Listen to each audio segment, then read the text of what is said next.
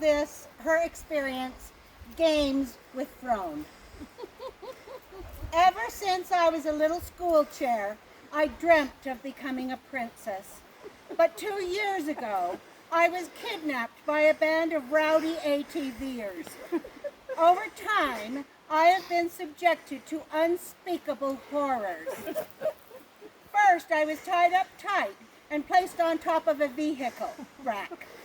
When we finally reached the bikers' camp, I thought maybe they would just use me and let me go. But sadly, that was not to be. I was placed in a stranger's RV garage and put inside another ATV. Then they placed toilet paper around me and tied a bow with it for me to wear. I was totally humiliated, but could do nothing as I was locked inside, only to wait for whatever they had planned for me. As luck would have it, the woman who I was meant for didn't give a crap, so I was spared. I waited for months, wondering what was coming next. I rode in the same RV for what seemed like days, and was finally let out, only to be placed in front of another RV. It turns out we were in Yuma, Arizona. My new owner was terribly foul-mouthed and extremely drunk most of the time. He kept trying to talk to me and the other members of the gang, but all we heard was I think he may have been a foreigner. I was afraid I may be vomited in, but luckily I was spared. The foreigner left me behind, and I was thankfully taken in by a kindly red-headed woman. I thought maybe I was going to be okay, and that she might release me. That was not to be. I was taken to Provo, Utah, where I was made to endure coloring procedures and plastic surgery to change my appearance. I have to admit that after my makeover, I looked very regal. My next stop was Las Vegas, Nevada. There, I was given to an extremely beautiful Wait just a minute. Edit. She was the most thoughtful, loving woman I have ever had the pleasure to know.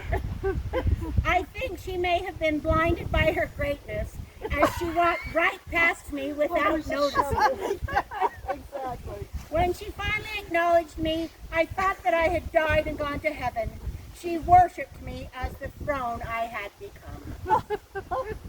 She took me to Delta, Utah, where I had no idea what was in store for me. Little did I know that she was ordering supplies from Amazon to transform me into something even more unbelievable. I did not know where we were headed, again in the back of an RV. We landed in Yuma, Arizona once again. I prayed that the drunken foreigner wouldn't be there. I waited patiently to find out what fate awaited me this time. I soon heard the hiss of an air compressor. I could only imagine what was happening in the other room. Soon I was taken outside in the morning sun. I felt so golden and warm. Then they brought a rigid woman figure out and tied her to me with satin ribbons. Her mouth looked like she was screaming, "Oh!" She turned out to be harmless and was swiftly taken to another RV by a man who appeared to be extremely lonely.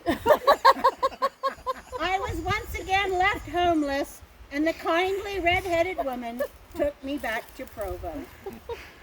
My captors have finally realized that I wanted to come home, or they ran out of ideas to shame me.